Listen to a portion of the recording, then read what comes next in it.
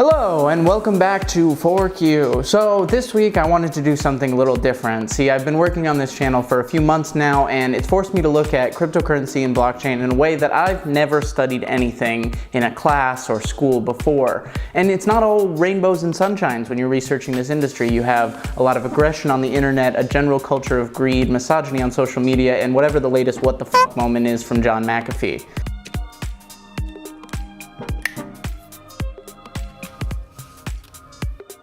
Now, a couple weeks ago in a Daily Fork, I asked the question, why should you care about blockchain? And I don't think I really nailed the answer, so this video is going to try to do a better job of rephrasing that question. Bitcoin is interesting. It's an incredible new technology. Well, not that new anymore, but Bitcoin is really amazing. It's interesting. It's revolutionary. It changed the way we could possibly think about money, but it isn't a solution to many or maybe any of the world's major ills, but Bitcoin was a seed from which thousands and thousands of coins grew. And for a while, that's all I could see. I could just see this sea of thousands of coins, seemingly like thousands of opportunities to just make people money. But blockchain and cryptocurrency don't stop at just making people money. I had seen videos, I had met people at meetups and talked, and people were always saying blockchain can make healthcare better, travel better, supply chains better, but that wasn't enough for me. I wanted to know what companies were doing it, how these companies were doing it, and which companies were doing it the right way. So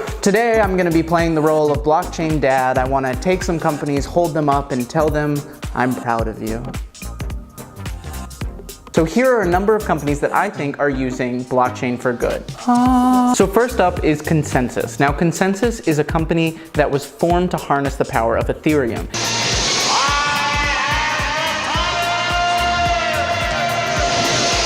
And now in the blockchain community, the word consensus has become synonymous with the effective use of the Ethereum protocol. Now Consensys as a company finds startups and companies that want to use blockchain technology or harness the Ethereum protocol in some way and supports them, provides them with resources, people, a community, and gives them the Consensys partnership name that helps them gain leverage in the community to grow. But Consensys doesn't stop there. They also have education initiatives to bring people into the blockchain world, and they formed a coalition that is behind a number of the companies I'm going to talk about today, which is called Blockchain for Social Impact. Now, Blockchain for Social Impact is a coalition and an incubator that finds companies that are using blockchain for social good, or companies that are focused on social good and want to incorporate blockchain technology, and gives them a community in which ideas are shared freely, people collaborate, and it gives them the same power of the Consensys partnership. So Consensys, I'm proud of you. So now you might be thinking, but can blockchain actually help the social ills of the world? What about human rights, education, healthcare? Well, in the realm of climate change, there are a couple companies that I want to highlight, both of which are under the umbrella of the Blockchain for Social Impact Coalition. The first is a company out of Norway called Chooose, with 3 O's.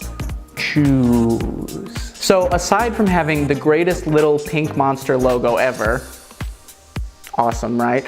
Chooose is taking advantage of existing United Nations initiatives and allowing people to donate money to contribute to their buying of CO2 emission quotas.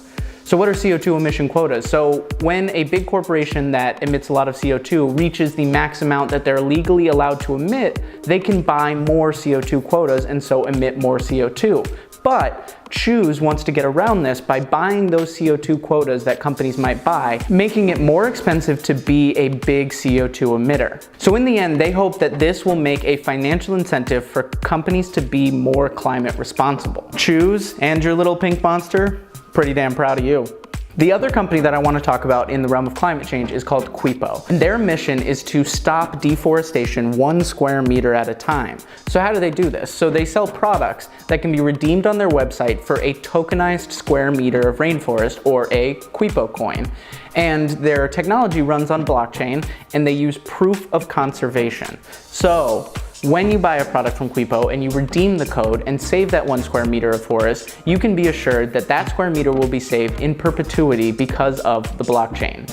Cuipo, I am damn proud to have you in the blockchain space. On the education front, you have a company called Give that works out of Southeast Asia. So their mission is to provide financial literacy to children in Southeast Asia, encouraging them to make financial decisions, but also encouraging them to learn how to support others. The Give platform will allow children in Southeast Asia to take ownership of their own tokens that are on a blockchain. This can give them the opportunity to make their own financial decisions, but the platform will also give them the opportunity to donate some of their tokens to local organizations that will create real, visible social impact in their communities. So, Give, great job, very proud to have you. In the overarching large sphere of human rights, the Blockchain for Social Impact Coalition has begun partnering with existing organizations that want to either partner with blockchain companies or bring blockchain technology into the methodology of their existing companies. The first, and the one that's getting the most press, is the World Wildlife Fund of Australia has partnered with a company called Viant to use their supply chain tracking blockchain system in order to track the supply chain of fish coming out of the Pacific Islands.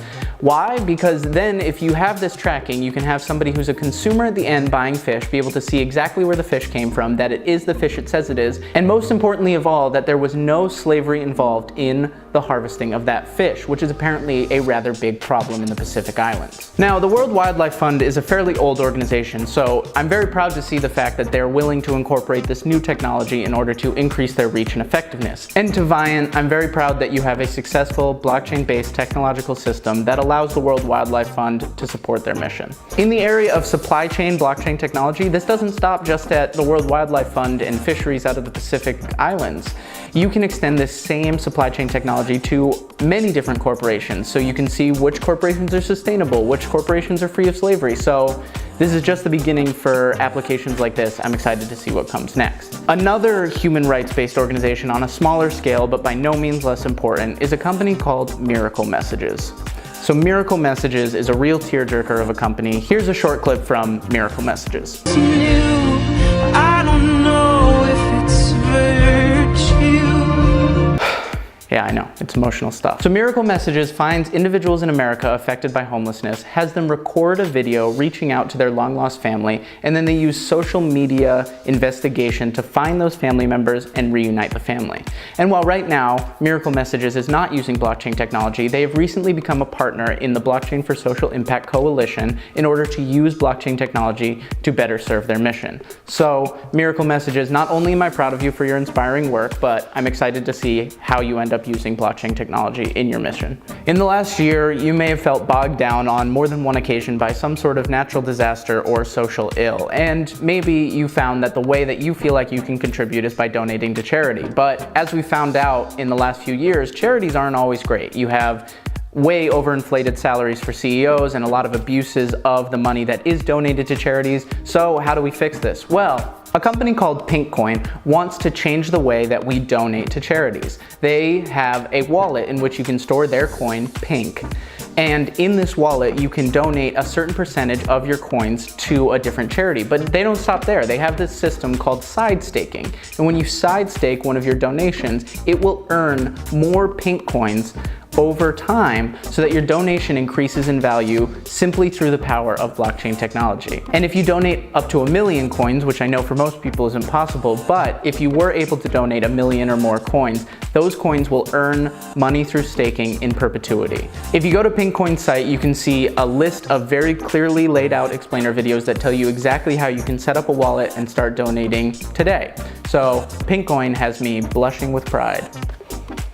Finally, I would be totally remiss if I didn't mention my friends over at Civil. Civil is the company that wants to use blockchain to save journalism from the crisis it's in. If you haven't seen my interview with Dan Kinsley from Civil, check it out. It's on the channel under the playlist interviews. Here's a short clip to give you an idea of what Civil's mission is. And really focusing on like censorship resistance, enable traditionally like oppressive regimes to help, you know, spread ethical journalism to those and have just like unstoppable journalism in those areas. So I think that's like one of our next focus that we're really excited about. So Civil is already doing a great job of helping people tell the stories that they may not have had the resources or support to tell. From a newspaper that is exposing how money influences politics to a podcast based out of New York that talks about changes in journalism, media, and women's lives. So Civil, you already know this, proud of you. These have been just a few of the companies in the blockchain space that I felt deserved to be held up as shining examples. I've only just scratched the surface of what blockchain technology can do to benefit the world. If you're interested in learning more about any of these companies, or you want to start looking into blockchain for good on your own, head over to the Blockchain for Social Impact site and start looking through the companies that are there. See what you can learn, see if there's a hole that maybe you might want to fill with blockchain technology. So sure, Bitcoin is shiny, it's cool, it's great, it's exciting, but show me a company that's using blockchain technology to help refugees regain their identity or stop human trafficking, and then you'll really have my attention. So, are there any companies that you're really proud of in the blockchain space? Let me know in the comments below, and let me know what you think of all the companies I've talked about here today. All of my social media links are right down below, and I'll be putting all of the websites to all of the companies that I talked about today also in the description below. This has been another episode of ForkU. Like this video, subscribe to the channel, and slap the bell before you go. Thanks. Bye-bye. That's ForkU.